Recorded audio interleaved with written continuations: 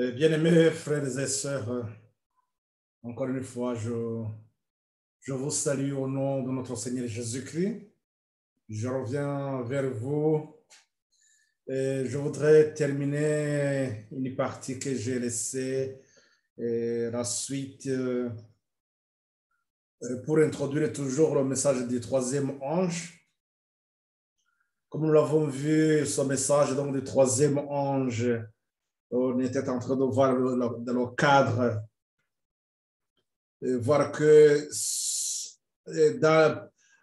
entre les mots, c'est pas, quand on nous disait la fin de toute chose est proche, comme nous l'avons vu que les disciples, donc les apôtres, ont parlé de la fin du temps de grâce, et alors que ce message arrive à la fin, nous comprenons par là tout simplement que la dernière phase qui concerne le jugement, donc était arrivé, donc on est arrivé à ce temps de jugement, la raison pour laquelle il faudrait toujours garder dans l'esprit des gens, dans les contemporains des disciples, il faudrait qu'ils restent toujours éveillés, de garder toujours dans l'esprit qu'il faut comprendre qu'on est à la fin des temps. Donc, nous allons voir comment ce message maintenant du troisième ange s'articule dans ces derniers temps. Le message qui arrive au bon moment, effectivement, parce que le message du troisième ange, la dernière portion de l'évangile, le dernier avertissement, nous comprenons que Dieu l'avait placé à un moment donné, à une date bien précise d'ailleurs. Donc, nous allons prier pour demander l'assistance du Seigneur, des anges d'en haut qui viennent nous assister.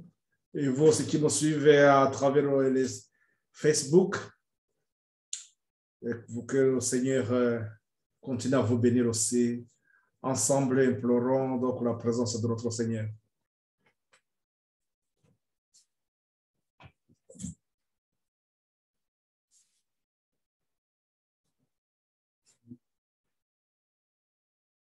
Notre Père qui es aux cieux, gloire et honneur, Seigneur, te reviennent. Nous te sommes infiniment reconnaissants, Père, de tout ce temps que tu nous accordes, ta patience et ta miséricorde, Seigneur, que tu envers chacun de nous rassure, nous amène à te glorifier et à comprendre combien, Seigneur, ton amour est insondable. Merci de nous accepter malgré notre indignité. Père, au moment où nous allons partager ta parole, ce message des derniers temps, Seigneur, nous te demandons ta grâce, que tu prépares les cœurs de ces âmes qui sont même dans les coins les plus reculés de ce monde. Christ soit nourri par toi, Seigneur, c'est toi seul qui connais leurs besoins. Je me remets dans tes mains, Père, pour que je reste seulement instrument et que je ne parle pas en mon nom, mais que toi seul, tu parles à travers moi, que tu nourris tes enfants. Merci, Seigneur, de me consacrer pour ça. Merci de nous unir par la foi avec d'autres élus, d'autres frères et sœurs qui sont dans cette œuvre. Merci, Seigneur, de nous continuer dans ta sainteté. On est pour la gloire de notre Seigneur Jésus-Christ, nous t'en prions, Père. Amen.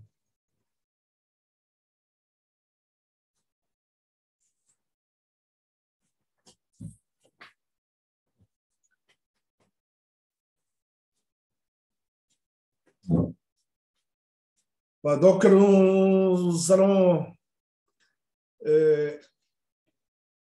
essayer de faire le lien avec ce message du troisième ange, avec le message justement qui est que les apôtres, que même de toutes les personnes qui ont été au service du Seigneur dans le temps passé, dans l'histoire de l'Église, on voyait que partout, ils arrivent dans ce qui est dans les enseignements, ils arrivaient à la fin et ils montraient qu'on est vraiment à la fin, même eux, ils espéraient même voir Christ à leur vivant. Mais nous avons compris, bien sûr, que ce qui se passe, c'est que Dieu a toujours donné les messages, a toujours suscité les gens à son service et leur donner la lumière nécessaire pour leur mission. Mais comme toujours, le principe de l'évangile, il est basé sur trois grandes vérités salutaires, ou bien c'est les trois étapes. La première étape qui a rapport avec la repentance, la deuxième étape qui a rapport avec la justice, et la troisième étape qui est le jugement. Nous avons ça dans Jean 16 au verset 8. Et d'ailleurs, même dans tous les principes de l'évangile, donc nous avons toujours les principes, nous avons ces trois étapes. Et au regard même du sanctuaire, on voit qu'il y a ces trois éléments, comme je l'ai expliqué dans la plupart des études que nous avons fait auparavant. Bon, donc, c'est-à-dire que lorsque on a une mission, même si c'est en rapport avec l'époque du message du premier ange, mais on avait toujours la portée qui amène l'esprit des gens au temps de la fin, au temps du jugement. Pour dire tout simplement que ceux qui sont morts avant qu'on arrive au message du deuxième ange, donc je parle de Christ, avant que Christ arrive, ceux qui sont morts avant que Christ, donc ils avaient comme message seulement la repentance et développer la foi à ce libérateur qui est Christ. Mais cela constitue toujours une vérité salutaire, puisque même le message les portait loin aussi au temps de la fin. Donc, ça veut dire, par la foi, il passait aussi par ces étapes et par la foi. Donc, c'est pour ça qu'aujourd'hui, maintenant, quand nous parlons de la vérité présente, aujourd'hui, nous sommes dans le message du troisième ange qui nous parle de la bête que nous avons dans l'Apocalypse 13. Il nous met en garde contre l'adoration de la bête et son image. La même bête donc, que nous avons aussi dans l'Apocalypse 14, le verset du troisième ange, de l'Apocalypse 14, 9 à 12. Et ce qui est la petite corne aussi, ou bien l'Antichrist. Bon. Donc, ce message du troisième ange,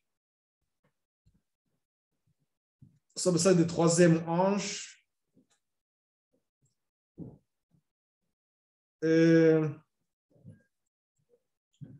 vous partage l'écran d'abord. Il est donc la portée, comme je vous disais, son message va nous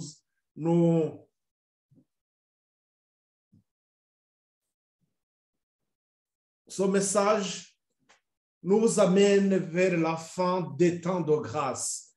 Nous avons vu que le temps de grâce, c'est le plan de la rédemption aussi. Et l'œuvre donc du troisième ange,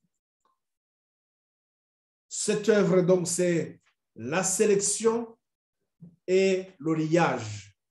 C'est pour sélectionner est lié les germes. Je voudrais insister sur ce point. Vous ramenez aussi à l'œuvre du deuxième ange, cette œuvre du deuxième ange qui nous donne les deux phases, une phase de croissance et une phase de maturation lorsque nous sommes en train de voir l'évangile sous un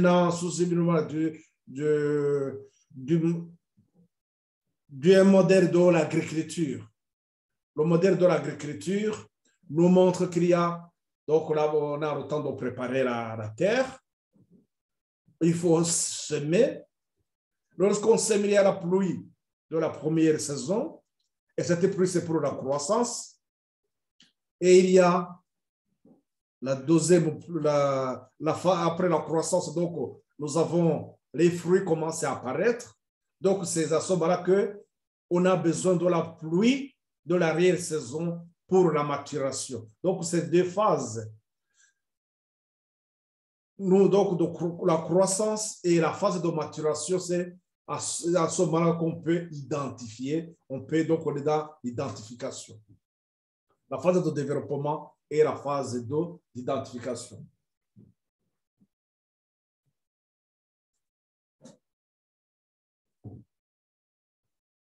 Donc, c'est le message de le troisième ange, donc il vient après le deuxième ange, donc après cette phase de croissance et de maturation. On veut dire, comme je l'ai expliqué dans d'autres vidéos, c'est-à-dire qu'on a terminé la préparation et c'est le moment de sélectionner, voir réellement ceux qui sont utiles ou bien ce qui va passer le test, tout simplement. On peut même conseiller, une autre façon de voir ça aussi, c'est comme ceux qui travaillent dans les usines, c'est comme dans l'usinage aussi. La pièce, elle passe par les machines, mais à la fin, il faudrait qu'on contrôle la qualité. Après, s'il faut encore remettre de cette pièce aussi dans le fourneau, on le fait, mais sinon, on le jette. Donc, ça veut dire qu'à la fin, c'est la sélection. Donc, le message du troisième ange vient pour sélectionner et lier et mettre de côté. C'est pour ça que là, on va voir, quand on entrera vraiment dans le fond, dans les lignes de réforme, et quand on va parler de 144 000 qui viennent donc dans cette histoire du message du troisième ange, c'est-à-dire que dans ce message du troisième ange, c'est à ce moment-là que nous allons avoir des personnes, des gens scellés qui vont faire face à la bête et son image. Donc, il va faire face à la papauté. Voilà que la préparation, elle est bien avant. Donc, dans cette phase de croissance et un affermissement intellectuel, donc là, on n'a pas de doute dans ce que nous croyons. Nous sommes affermis donc, dans la parole de Dieu. Et dans la phase de maturation, il y a un affermissement spirituel. Donc, les deux vont ensemble, bien sûr, mais donc c'est toujours une progression. Qu'est-ce qu'il nous a dit? Donc, Satan cherche à obscurcir le triple message, donc son message des trois anges d'Apocalypse 14, son message qui prépare ce peuple qui va faire face à la bête.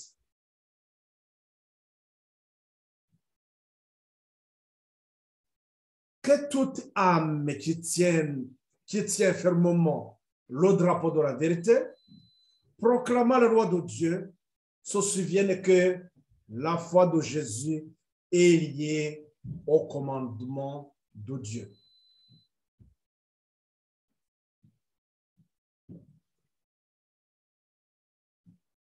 Le troisième ange nous est présenté comme volant au milieu du ciel et cria à haute voix, c'est ici la persévérance des saints qui gardent les commandements de Dieu et la foi de Jésus. Donc, la fin de ce message de l'Apocalypse, Apocalypse 14, verset 9 à 12, le verset 12 nous parle justement de la persévérance. C'est ici la persévérance des saints qui gardent les commandements de Dieu et la foi de Jésus. Je ne sais pas si nous comprenons pourquoi les commandements de Dieu reviennent et on insiste sur les commandements de Dieu. La persévérance des saints qui gardent les commandements de Dieu et la foi de Jésus. Lorsque nous parlons de la bête qui va recevoir la puissance du dragon, son trône et son autorité, ça nous avons dans l'Apocalypse 13. L'Apocalypse 13, je ne sais pas si ça va rappeler. Ou bien je vais vous lire ça comme ça, ce texte, peut-être ça va nous permettre. Donc, il nous est dit ceci. Puis je vis monter d'eau à partir Apocalypse 13, là on nous parle de la bête qui monte de la mer. Puis je vis monter de la mer une bête qui avait 10 cornes, et cette tête, et sur ses cornes 10 diadèmes, et sur ses têtes des noms de blasphème. La bête que je vis était semblable à un léopard. Ses pieds étaient comme ceux d'un ours et sa gueule comme une gueule de lion.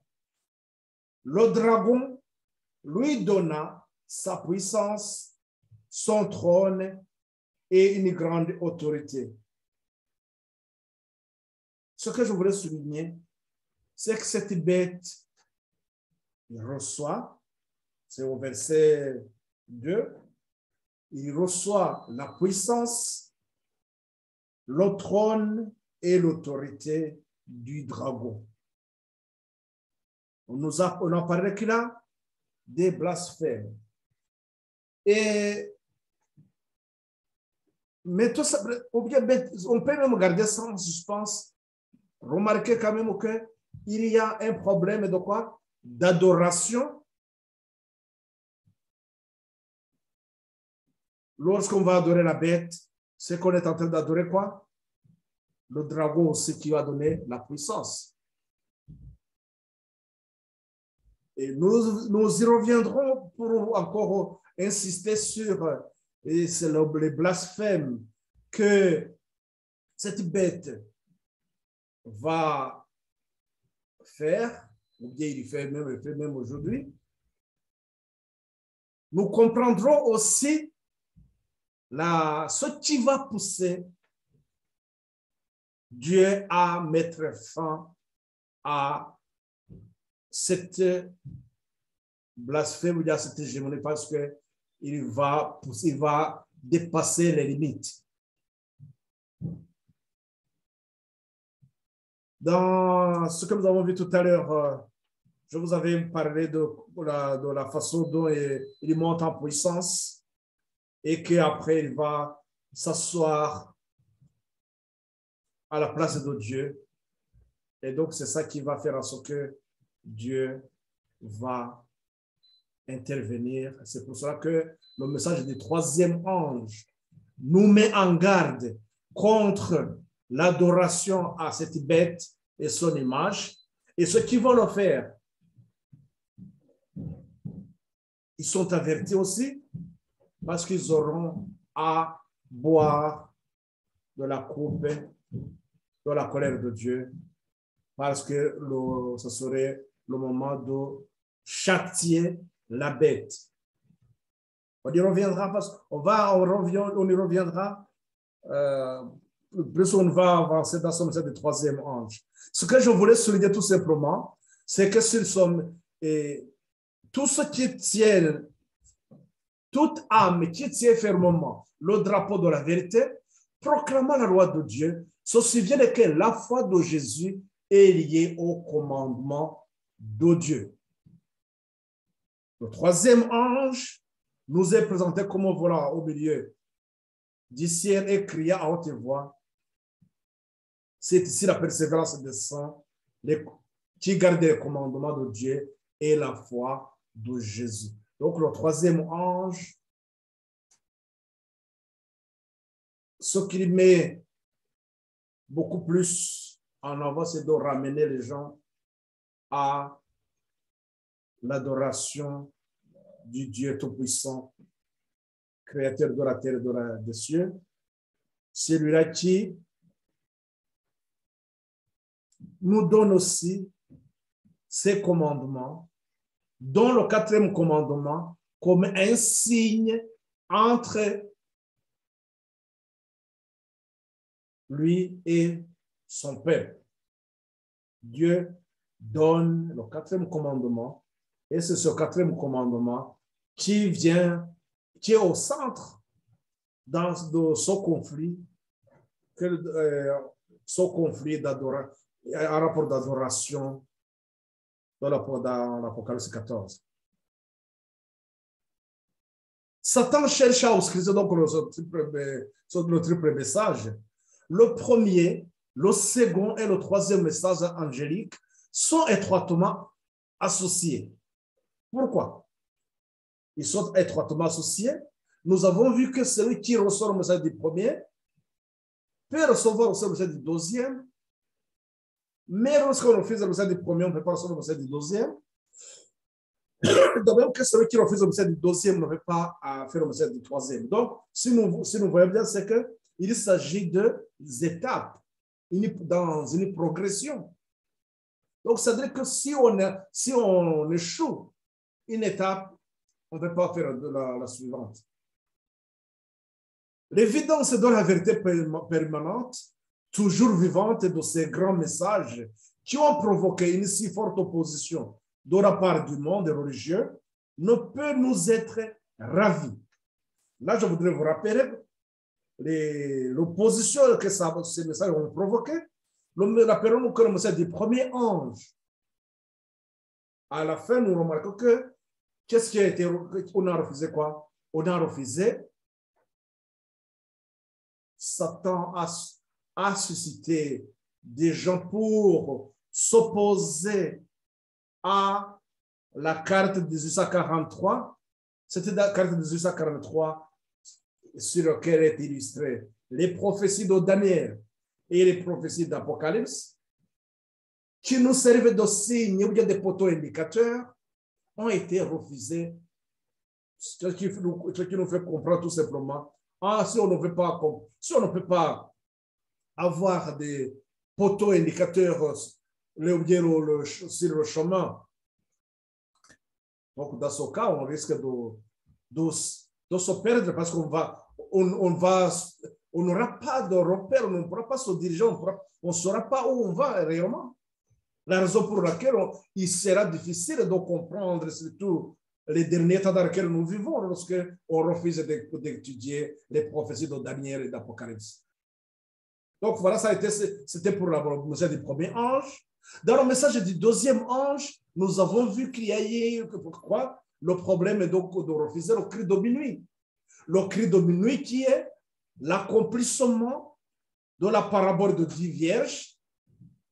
Dans l'accomplissement de cette parabole, nous avons aussi, cet accomplissement est devenu maintenant un symbole pour nous qui sommes à la fin des temps, puisque cette parabole va s'accomplir aussi dans la dernière génération. Donc, lorsqu'on refuse de comprendre, on n'a pas de compréhension claire sur la parabole de 10 vierges, on ne pourra pas comprendre aussi la préparation ou bien ce temps de maturation qui précède justement le message du troisième qui vient pour nous sélectionner. Donc, ça dirait que cette phase d'identification fera défaut et donc il n'y aura pas d'affermissement spirituel. Donc voilà, c'est ça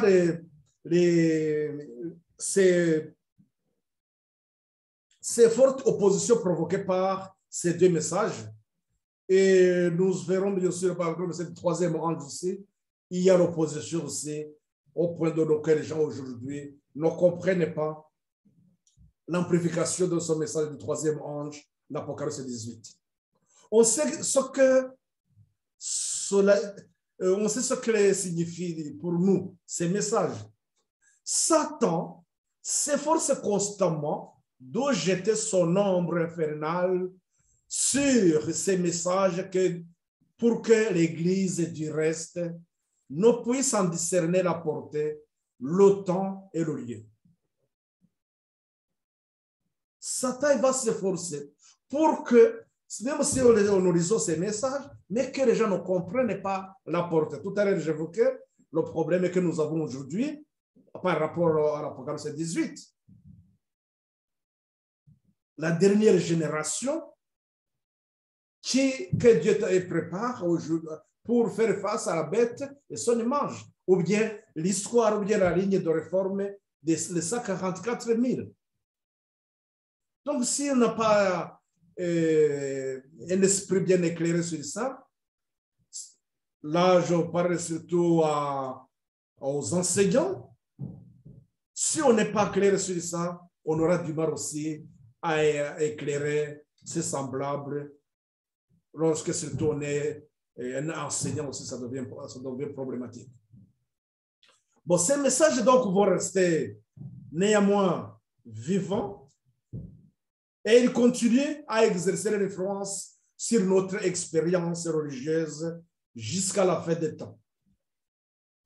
Jusqu'à la fin des temps, le message des trois anges qui commence de 1798 vont continuer. Donc, on est aujourd'hui dans le message, dans la vérité du troisième ange, donc qui termine, ou bien le message du troisième ange qui nous parle de ce temps de jugement, cette dernière phase. Et après ça, on a la fin du temps de grâce, Daniel 8, plutôt Daniel 12, au verset 1, Michael se lève et c'est fini, c'est la fin du temps de grâce.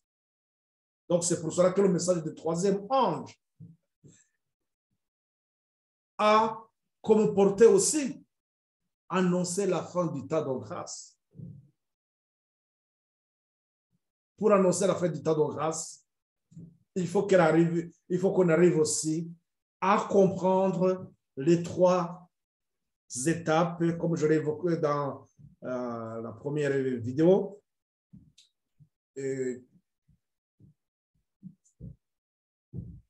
La fin du temps de grâce pour les dirigeants, tout d'abord.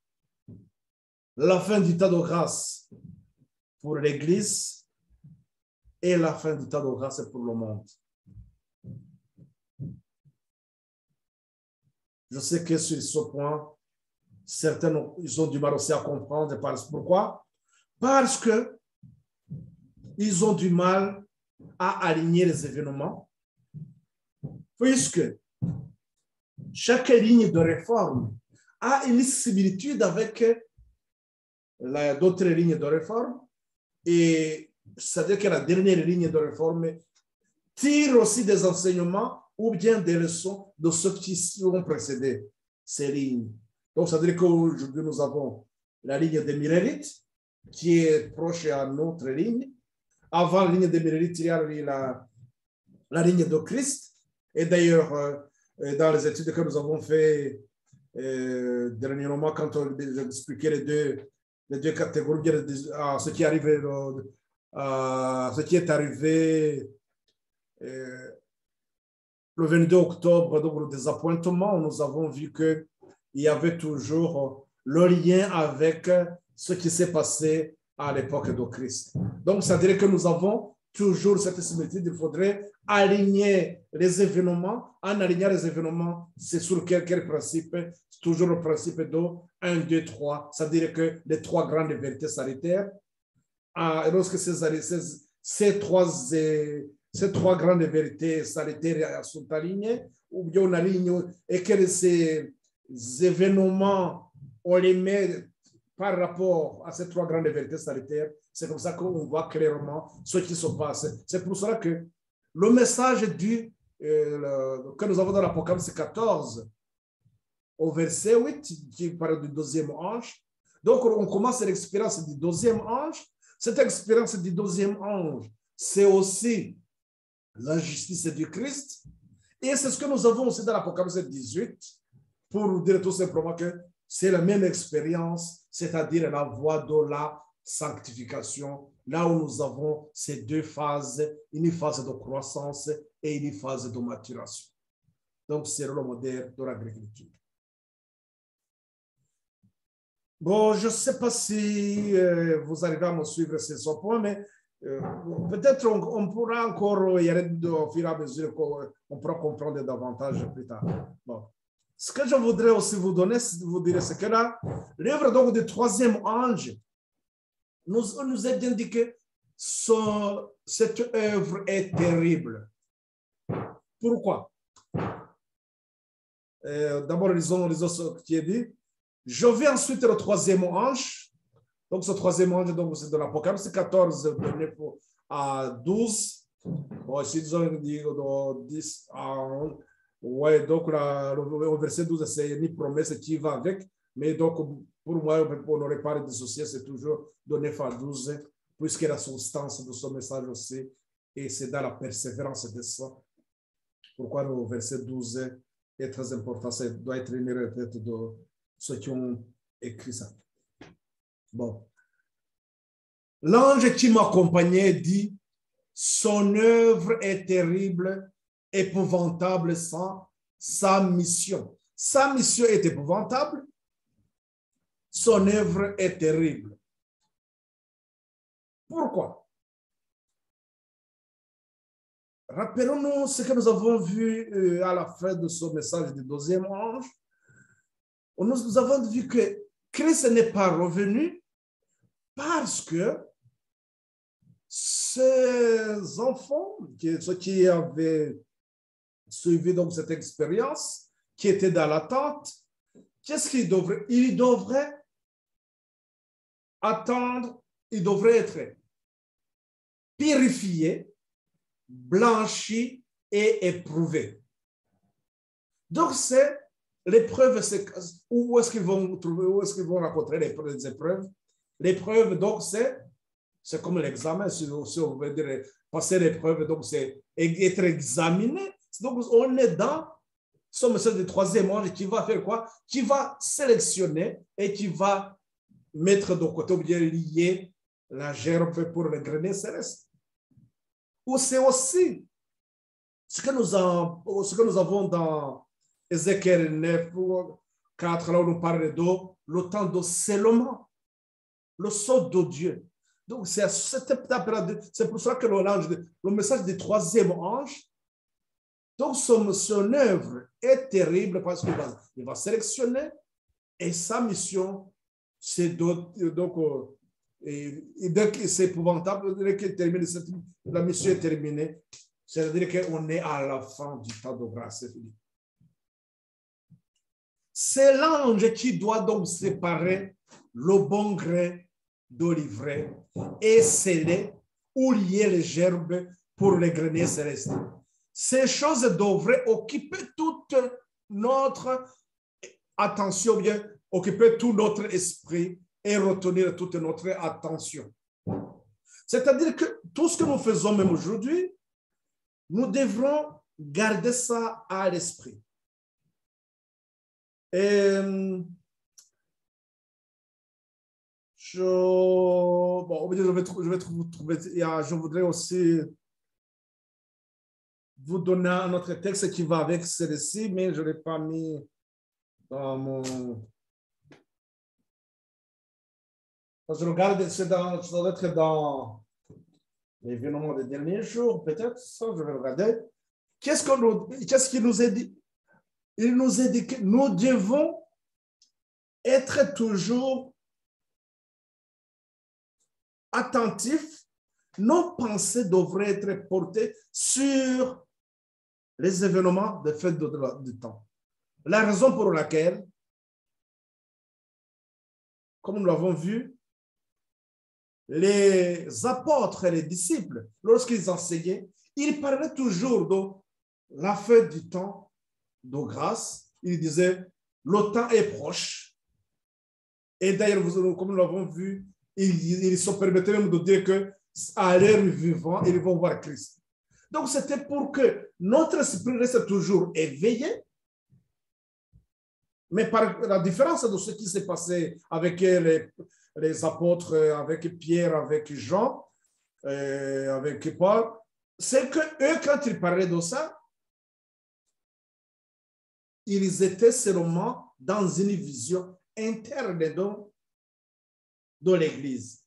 C'est-à-dire qu'ils voyaient seulement, mais ils ne regardaient pas les signes des temps, c'est-à-dire les événements externes, la succession ou bien la progression de la petite corne, l'homme dit péché.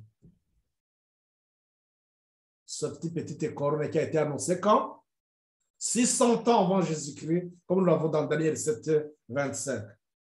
Et qui est repris bien aussi dans l'Apocalypse 13 et que l'on nous donne aussi dans l'Apocalypse 14, la bête ou bien l'antéchrist aussi en d'autres termes. Donc, remarquez quand même, donc ça veut dire que son message, il a le rôle, c'est que, donc c'est question de séparer, mais on sépare après un temps de croissance, un temps de maturation. Je voudrais vous faire remarquer encore quelque chose. Donc, ces deux phases, la croissance et la maturation, c'est toujours selon le modèle de l'agriculture. Une plante qui a terminé sa croissance et qui n'a pas de fruits. Donc, ce qui est un problème, c'est même si on le laisse dans le champ encore une année, il ne va rien porter. Il ne va pas porter de fruits. Donc, c'est que c'est raté tout simplement. C'est pour cela qu'à un moment, il faut arracher ça et jeter. Donc, c'est pour cela que là, la phase donc, de sélection, c'est ce temps ce que j'appelle le temps de maturation, c'est ce temps de la pluie de l'arrière-saison. Cette pluie de l'arrière-saison, c'est un affermissement spirituel. Donc, l'œuvre donc du deuxième ange, du troisième ange plutôt, c'est le moment effectivement d'épreuve. Je vous rappelle, lorsque nous avons vu que pourquoi Christ n'est pas revenu? Parce qu'il devrait d'abord être purifié, c'est-à-dire mettre de côté les erreurs qu'ils ont eues dans les enseignements, les faux enseignements, ou bien ce qu'ils ont eu du paganisme, de l'enseignement de la papauté.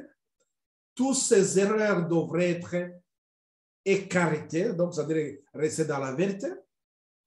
Donc c'est ça la purifier. Ils devraient être blanchis, l'habit de Christ, l'habit de justice, c'est-à-dire faire cette expérience avec Christ, cette expérience, la sanctification, la justice du Christ.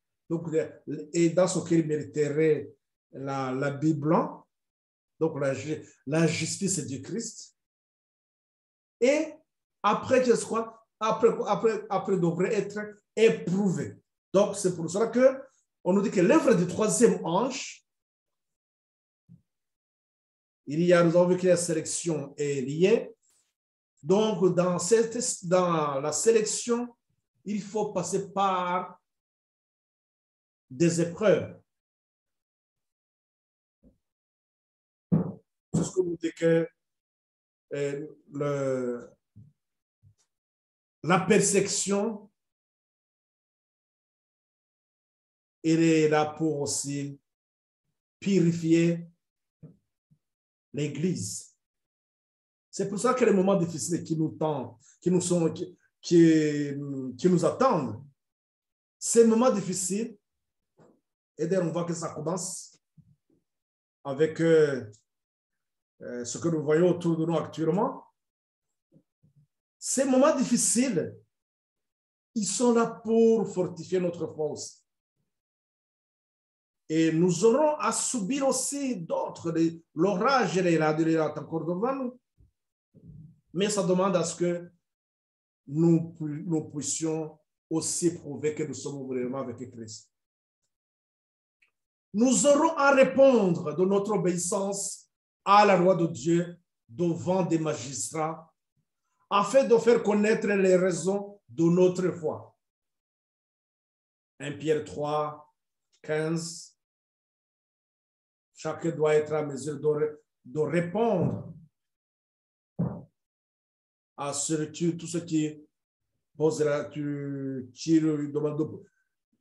chacun doit prouver sur quoi est fondée la foi qui est en lui. Donc voilà, c'est pour cela qu'il faut passer par les moments d'épreuve.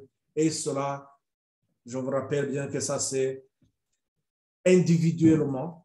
Même si on peut être ensemble et s'encourager mutuellement, mais le moment d'épreuve, chacun, il est là seul. Il doit répondre. Il doit répondre de notre obéissance à la loi de Dieu devant des magistrats. Le message du troisième ange, à la fin, nous avons vu que c'est ici la persévérance descend, qui garde les commandements de Dieu. Donc, voilà que la loi, tout tel que la loi que j'évoquais, il revient ici. Lorsque le quatrième commandement, le sabbat, sera en conflit avec la loi sans deuil, la loi du roi, la loi plutôt le jour d'adoration du soleil,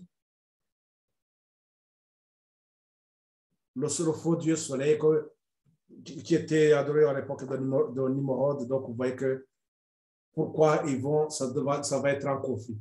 Parce que c'est Satan qui a mis en place son faux Dieu soleil. Et voilà que aujourd'hui, il y a une multitude qui adore la bête, qui adore plutôt le dragon à travers le faux jour d'adoration. Pour certains, pensent que ça n'a pas d'importance, mais c'est ce qu'on appelle un test de royauté. Je ne sais pas si on pourrait dire que lorsque le roi Nebuchadnezzar mettait la statue dans la vallée pour que tout le monde vienne l'adorer, bon, substantiellement, on voit que ça n'a pas d'importance, mais c'était tout simplement question de quoi? De royauté et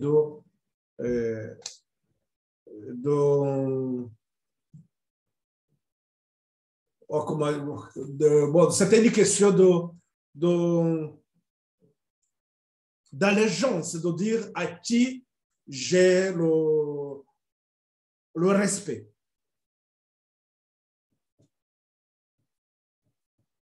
Donc, on nous dit que nous aurons donc à répondre de notre obéissance à la loi de Dieu devant les magistrats, afin de faire connaître les raisons de notre foi. Et les jeunes devraient comprendre ces choses. Pourquoi les jeunes devraient comprendre ces choses?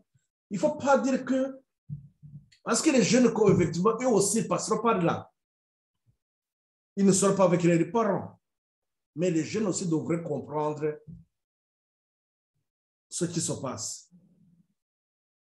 En plus de cela aussi, lorsqu'on grandit dans l'obéissance, comme ça a été le cas de Daniel et ses compagnons, leur foi s'affermit de plus en plus et à la fin, donc, ils sont capables de défendre justement leur foi devant les magistrats.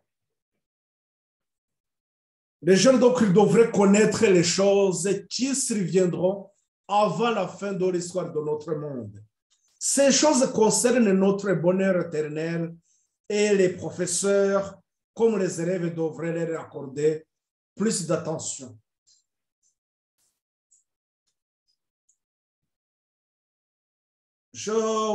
J'attire votre attention sur ce point.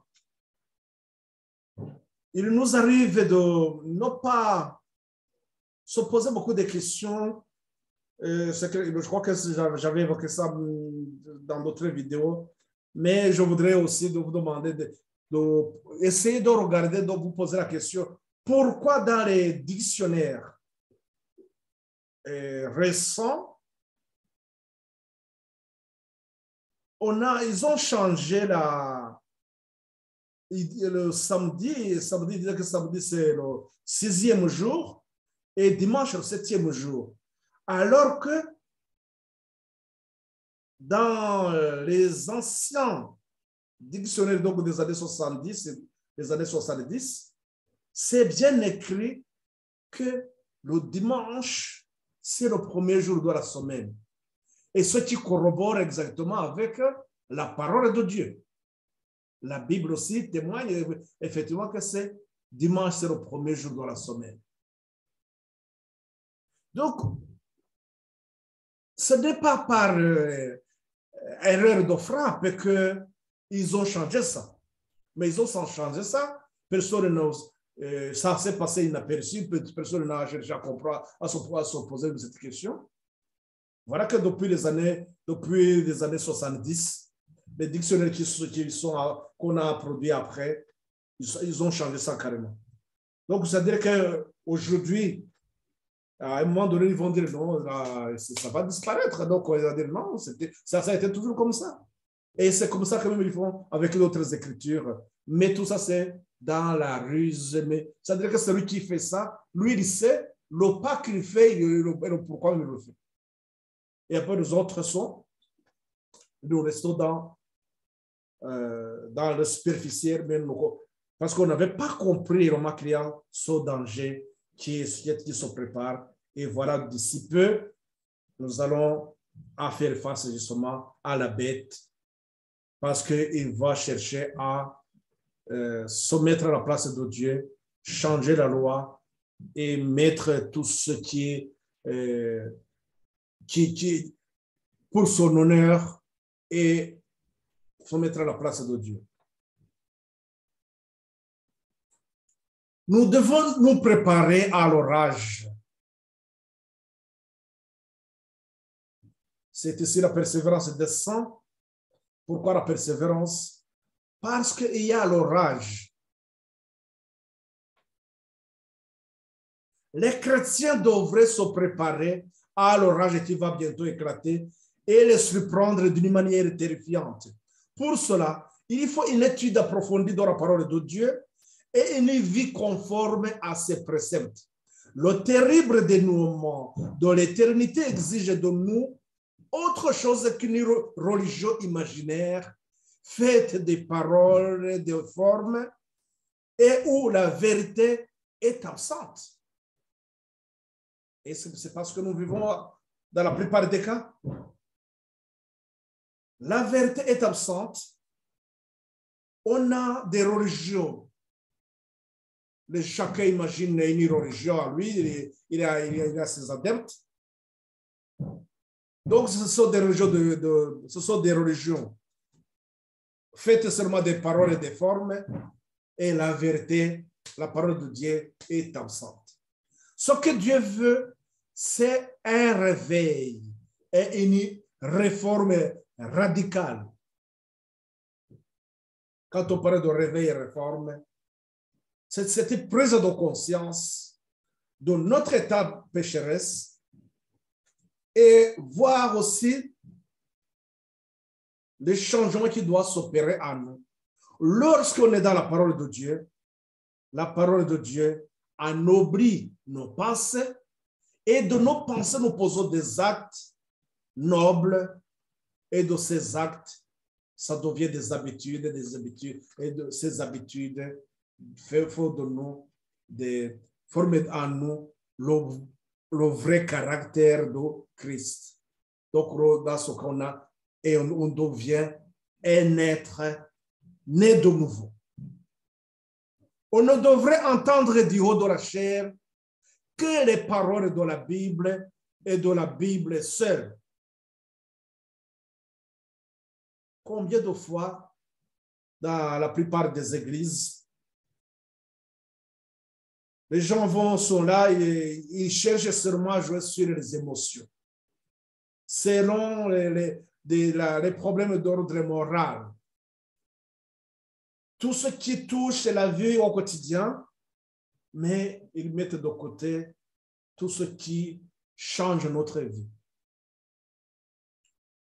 On devrait entendre du haut de la chair que les paroles de la Bible et de la Bible seule. Mais celle-ci a été dépossédée de sa puissance.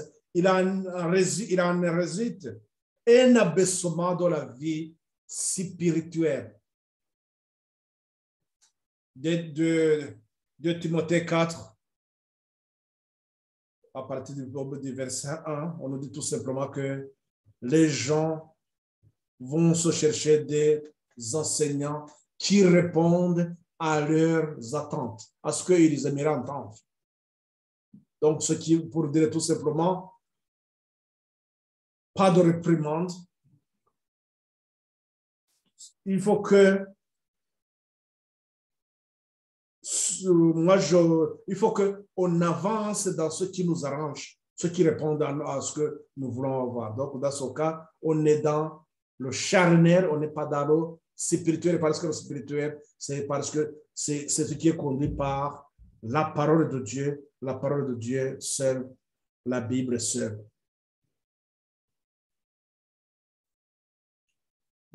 Nous devons nous préparer à l'orage. Dans la plupart des sermons prêchés aujourd'hui, on ne trouve pas cette manifestation divine qui éveille la conscience et procure la vie de l'âme. Dans ce message du troisième ange, il y a aussi question de ramener les gens à cette prise de conscience afin que la vie de l'âme soit réanimée.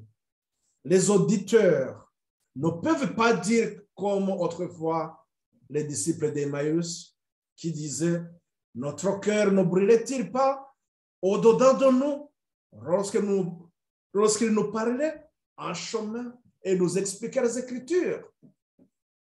Lorsque ces deux disciples, Cléopas et son compagnon, lorsqu'ils étaient sur le chemin d'Emmaüs et que Christ les a apparus, il a commencé à expliquer de la part des Écritures. Et c'est là où ils disent, voilà, notre cœur est brûlé. Mais est-ce qu'aujourd'hui, combien sortent de leur communauté, de leur église et se disent vraiment, ah, ça m'a vraiment réchauffé le cœur. Donc, on est tout simplement dans des choses qui superficielles, qui ne touchent pas le fond de l'âme. Pourtant, ils sont nombreux, ceux qui crient après le Dieu vivant et aspirent à sa présence à nous. Il faut que la parole de Dieu s'adresse au cœur et que ceux dont les oreilles n'ont entendu qu'une religion de tradition, que des maximes et des théories humaines, écoute la voix de celui qui peut redonner à l'âme une vie éternelle. Je pense, lorsque vraiment on a le temps d'écouter la parole de Dieu, je reste convaincu que lorsqu'on s'y met dedans, on découvre des choses et on se sent vraiment émerveillé et on voit le cœur s'égayer, on voit qu'on a eu quelque chose, on a compris quelque chose. Surtout lorsque nous abordons les prophéties et qu'on voit comment Dieu a élaboré, a ordonné les événements, Dieu les a prévus et il a bien ordonné les choses. Et que aujourd'hui, on peut comprendre ce qui se passe aujourd'hui. Est-ce qu'il y a-t-il vraiment autre chose qui peut prendre notre préoccupation? Non. Seulement, nous avançons, non pas à l'aveuglette, mais nous savons là où nous allons. C'est ça qui est très encourageant, très merveilleux. Nous devons étudier les grands signaux qui désignent les temps. Nous devrons étudier les grands signaux qui désignent les temps dans lesquels nous vivons. Je pose toujours cette question à ceux qui sont dans diverses communautés ecclésiales. Est-ce que réellement on comprend les grands signaux qui désignent le temps dans lequel nous vivons?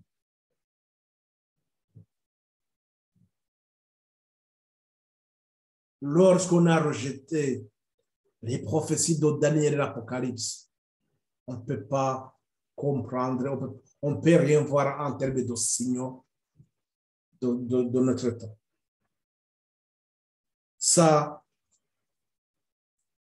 à moins que ce soit des charlatans sorciers qui peuvent inventer des choses, mais la parole de Dieu est claire, on n'invente pas les signes, les grands poteaux. Les poteaux indicateurs sont là, bien placés, balise après balise, et on est éclairé sur ce chemin, ce sentier qui nous conduit à Canaan céleste.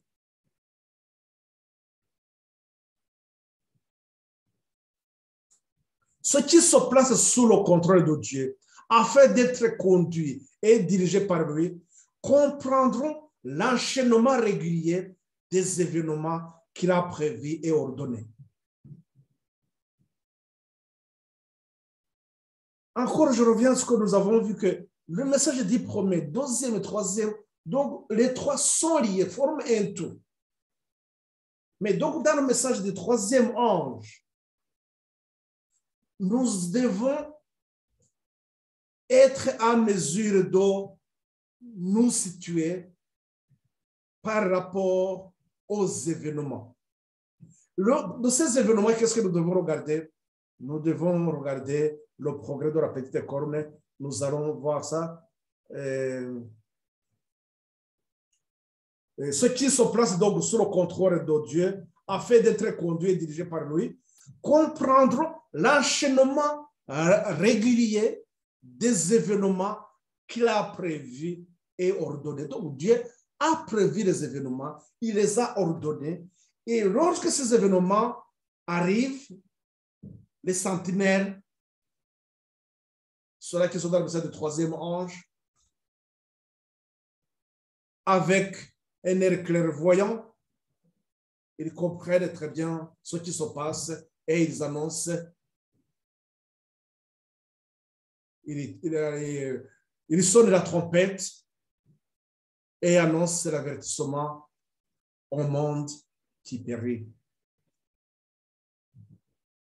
Nous devons constater dans l'histoire l'accomplissement de la prophétie. Nous sommes appelés à constater dans l'histoire l'accomplissement de la prophétie, à étudier les œuvres de la providence dans les grands mouvements de réforme et à comprendre la progression des événements dans les préparatifs des nations pour le conflit final de la grande tragédie des siècles. Très intéressant et très profond. Cette citation nous donne quelques éléments. Ces événements, la progression des événements dans les préparatifs des nations pour le conflit final de la grande tragédie des siècles. Les événements de ces derniers jours, la crise climatique, la crise sanitaire, mais lorsqu'on analyse bien ces événements et que on essaie de voir aussi ce que les grands de ces nations, de ce monde, lorsqu'on voit qu'ils coalisent leurs forces, lorsqu'on nous évoque le gouvernement mondial, qui sera à la tête de ce gouvernement mondial? Je l'avais évoqué, je ne vais pas encore y revenir, mais remarquez quand même que les prophéties vont s'accomplir parce que la bête et son image qui réclament l'adoration, et nous avons vu que ça je pense que c'est bien que je le lise ça, nous dit que Apocalypse 13, on nous dit que tout le monde va adorer la bête et son image. Et au verset 16, 13 et 16, et il fit que tous les petits et grands, riches et pauvres, libres et esclaves, reçoivent une marque sur leurs mains droites et sur le front, et que personne ne puisse acheter ni vendre sans avoir la marque, le nom de la bête ou le nombre de son nom. Donc, on voit qu'il va y avoir des restrictions. Et je crois qu'il y a un verset aussi qui, voilà, tout à l'heure je lisais 16, mais on peut commencer même le verset 15. Sur le verset 15, là, on nous dit que « Et il lui fit donner d'animer l'image de la bête, afin que l'image de la bête parle et que fasse que tous ceux qui n'adorèrent pas l'image de la bête soient tués. » Donc, on voit que quand nous disons que l'orage est là devant nous, voilà que même la mort va s'en suivre. Donc, ce que nous devons comprendre, donc il faudrait que... Et nous devons voir donc les grands mouvements de réforme dans l'Église, qui ont des grands mouvements qui ont conduit l'Église. Et dans ces grands mouvements, ça va nous permettre de comprendre justement les événements qui sont en cours de préparation aujourd'hui. Pourquoi ces nations sont en train de coaliser, et cela va nous permettre bien sûr d'alerter, nous avons cette responsabilité d'alerter le monde et de nous préparer en conséquence. Et donc, je vais m'arrêter sur ce point, je ne vais pas encore continuer sur d'autres. Tout simplement, nous comprenons que ce message de troisième ange, elle est annoncée donc depuis 1844. La prochaine fois, j'aurai encore à faire des lignes pour qu'on puisse bien regarder la similitude entre les grands mouvements de réforme et pour pouvoir placer aussi la dernière génération qui est dans le message du troisième ange. D'abord, nous devons comprendre que, comme nous l'avons vu dans le message du deuxième et du premier ange, il y a l'arrivée du message, plutôt l'arrivée de l'ange. Donc, pour le message du troisième ange, c'est en 1844. Et après 1844, je crois que je vous ai donné quelques éléments qui nous montraient comment il y a eu la séparation de deux catégories, deux groupes et deux catégories d'adorateurs. Vous voyez, c'est deux chemins. Donc, le groupe qui est resté dans la parole de Dieu, et ce groupe, il a un moment où il a eu compris justement le message. Il faudrait qu'il y ait ce temps de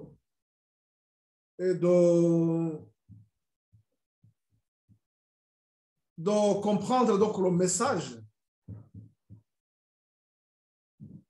et de mettre en place les fondements. Et donc, lorsque le message était... donc, là, nous comprenons qu'il est arrivé l'arrivée de l'ange, de cette troisième ange, l'arrivée de l'ange, et il y a aussi le début du message du troisième ange. Nous verrons plus tard que son message, justement, n'a pas suivi le cours parce que, après 1844, l'histoire de l'Église, ce que je vous ai dit, la vision interne, avait prédit que nous aurons une situation de tiédeur, ce qui allait empêcher la progression de l'œuvre. La raison pour laquelle il faudrait aussi une deuxième génération, une autre ligne de réforme qui est donc l'Apocalypse 18. Et c'est avec l'Apocalypse 18, cette deuxième génération que le peuple va arriver à Canaan céleste. De même qu'à l'époque avec Israël ancien, la première génération qui est sortie d'Égypte, cette génération n'a pas pu arriver à Canaan. Ça a été la deuxième génération qui a pu rentrer à Canaan céleste. La deuxième génération conduite par Caleb et Josué, c'est cette génération qui a pu arriver à Canaan céleste. C'est ce qui va se répéter aussi dans notre histoire. Donc, nous comprenons que dans notre histoire aussi, c'est ce qui va se répéter. C'est avec cette génération d'Apocalypse 18, cette génération qui est de la ligne de réforme de 144 000, c'est cette génération qui va arriver à Canaan céleste, qui va faire face à la bête et son image. C'est pour cela que je cite sur ça, parce que le fait que les gens n'ont pas compris la portée du message des trois anges, le temps et le lieu, ils échouent justement à ce qui concerne cette dernière ligne de réforme qui a rapport avec l'Apocalypse 18. L'Église nominale, quelques ministères, de ceux qui sont dans le message des trois anges, je vous invite aussi, je vous invite à revoir ce point crucial, la dernière génération d'Apocalypse 18. Vous pouvez voir dans d'autres vidéos que j'ai faites avant, là où j'expliquais la vérité présente, là où j'ai essayé de faire sur un tableau, j'ai essayé de montrer cette dernière génération qui commence avec la chute des murs de Berlin, avec donc la chute de Irisès, comme ça a été indiqué dans Daniel 11, 40 à 47. Donc, nous avons cette génération qui commence. Là, c'était une façon de nous alerter, nous dire, voilà, le moment est venu, parce que nous allons commencer l'Apocalypse 18. C'est l'Apocalypse 18 qui va amplifier le message du troisième ange et devenir le grand. J'insiste encore sur ce point. Dans l'étude que nous avons fait, la première étude qui précède celle-ci, j'insistais sur les citations de la servante du Seigneur que les gens utilisent à tort et à travers, le fait qu'ils ne comprennent pas ce que la servante du Seigneur a parlé, de même qu'on a vu que même avec Pierre aussi parlait de la fin des temps, on a vu que même Paul, lui aussi pensait que Christ, à son vivant, Christ sera là. C'est la même chose que la servante du Seigneur aussi, à son époque, à un moment donné, la lumière qu'elle avait, c'était que Christ revient bientôt. Donc, c'est comme si il revenait dans quelques semaines, quelques mois avant. Mais, comme je vous ai montré aussi, je vous ai démontré, c'est que ça, c'était une compréhension. Dieu, dans sa miséricorde aussi, et parce que comme tout le monde, il devrait laisser les gens éveiller leur conscience et rester toujours éveillés à ce que nous sommes à la fin des temps, pour que même lorsqu'ils vont quitter cette vie et qu'ils partent toujours dans la préparation nécessaire, puisque même les morts, ils seront jugés aussi, bien sûr, avant la mort. Donc, ce qu'ils avaient scellé leur destinée aussi. La raison pour laquelle, donc, ils devraient toujours rester éveillés, c'est pour cela que l'évangile a été toujours annoncé sous ces trois étapes, sous ces trois grandes vérités sanitaires. Toujours, on parlait toujours à la fin des temps, mais en ce qui nous concerne, nous aussi, avec le message de trois anges, c'est avec le message du troisième ange que nous parlons proprement de la fin du temps de grâce, parce que justement, on est à la fin. Sinon, les autres, c'était une façon d'anticiper d'une façon d'éveiller la conscience des gens de ce moment-là. Ça, nous l'avons vu dans la première partie, parce que dans ce qui se passait, justement, comme je vous ai expliqué, on ne pouvait pas parler de la fin du temps de grâce dans les années 1800.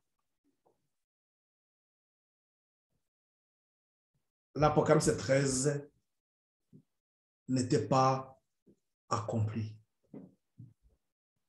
Parce que nous devons passer par la bête et son image.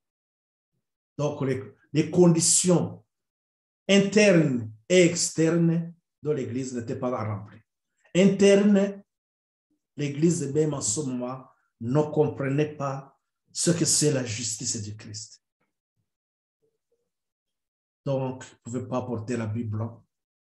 Puisqu'à ce moment-là même, il faisait quoi? La ségrégation raciale. Au sein de l'Église, il y avait même ce problème de ségrégation. Donc, ce qui est inconcevable. Déjà, qui pourrait dire, voilà, nous allons au ciel. C'est pour cela que, sur ce point, ça c'était donc les conditions internes. Quant à la condition externe, donc les événements externes, la bête n'avait pas encore guéri sa blessure. Donc, l'Apocalypse 13 ne pouvait pas s'accomplir. Je voudrais vous rappeler que l'Apocalypse a été écrit. Le message d'Apocalypse a été donné à la fin de du premier siècle. Donc, quand les gens balancent des citations de la servante du Seigneur et ne comprennent pas ce qui se passait réellement, donc voilà, c'est pourquoi dans leur esprit, ça se mélange. À un moment donné, ça devient flou. Et d'ailleurs, pour ceux qui tombent sur ces écrits pour la première fois, ils vont commencer à dire non, non, ça, c'est pas vrai. Mais c'est parce qu'on lit mal et on applique mal ces écrits. Que le Seigneur nous aide à comprendre davantage. On y reviendra puisque, pourquoi je citais sur ça, c'est parce que nous, dans le message du troisième ange, surtout quand j'aurai abordé l'Apocalypse 18, je sais que ça demanderait à ce que vraiment les gens aient l'humilité comme Apollo qui a accepté d'être enseigné par Aquila et Priscilla. Donc, lorsqu'il parlait du Saint-Esprit, il n'avait pas, donc on voit qu'il ne connaissait pas. Donc là, on peut voir ça, acte 18, verset, c'est acte 18, verset combien? Ça doit être acte 18, verset, je regarde pour vous donner cet élément qui est très intéressant aussi, pour nous faire comprendre que ça, quand même, quand on n'est pas, il y a des points qu'on ne comprend pas, cela ne veut pas dire qu'on est mauvais, on ne travaille pas pour le Seigneur. Donc, on marche dans le peu qu'on connaît, mais lorsque Dieu donne aussi la lumière, ou Dieu donne l'occasion de comprendre davantage, il ne faut pas que les gens s'entêtent et cherchent aussi à rester dans l'orgueil. Donc, c'est acte 18 à partir du verset 23. Acte 18, verset 23. On voit cette formation d'Apollo. Donc, dans son humilité, il a accepté qu'on l'enseigne. Bon, que le Seigneur nous fortifie, nous bénisse, affermisse notre foi et nous prépare, afin que nous puissions nous préparer à l'orage qui est en train de se préparer pour s'abattre sur nous. Donc, on est en train de voir comment ce monde, les dirigeants de ces nations, on est en train de voir comment ils sont vraiment dans les mains de l'ennemi, comme nous l'avons dans 1 Jean 5, 19. Ce monde est sous l'emprise de Satan. Prions pour remercier notre Seigneur de nous avoir accompagnés et que là où vous êtes, je vous salue vous tous, je vous vois, vous qui me suivez sur Facebook, je vous vois, je ne vais pas reciter vos noms, je vous connais, bon, pas tout le monde, mais quand même, il y a ceux que je connais. Bon, que le Seigneur continue à vous encourager et surtout, je vous en prie, encore une fois, pensez à ce que la parole que nous avons dans Éphésiens 4, 5, il y a un seul Dieu, un seul Seigneur, une seule Église, une seule foi. À nous de voir là où nous sommes. La parole, rien que la parole de Dieu. Et puis le salut, chacun individuellement. Personne ne sauvera l'autre. L'épreuve, même les jeunes sont appelés à se préparer puisque chacun passera tout seul. Que le Seigneur nous fait affermir et nous fortifie.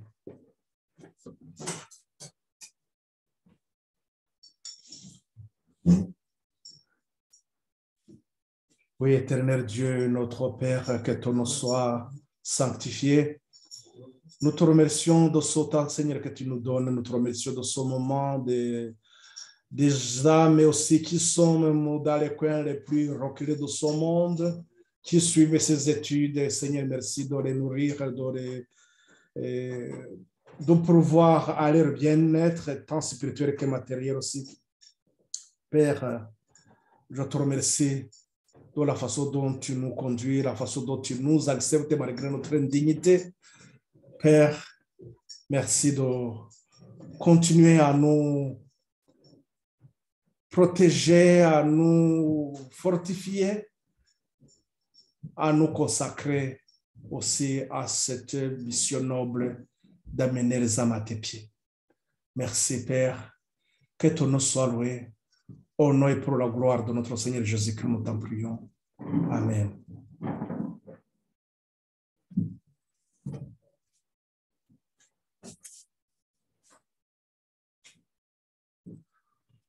Donc, merci. Donc, à la prochaine occasion. Je suis pas, comme je ne suis pas régulier, mais je vais essayer de... moi, je laisse sûrement le Seigneur conduire à son œuvre. Je pense que aussi multiplier des vidéos, sans vous laisser le temps d'étudier. Je pense que ce ne serait pas bien aussi. Bon, je vais laisser le Seigneur conduire. Donc, vous aussi, soyez restés toujours à l'écoute et attentifs. Bon.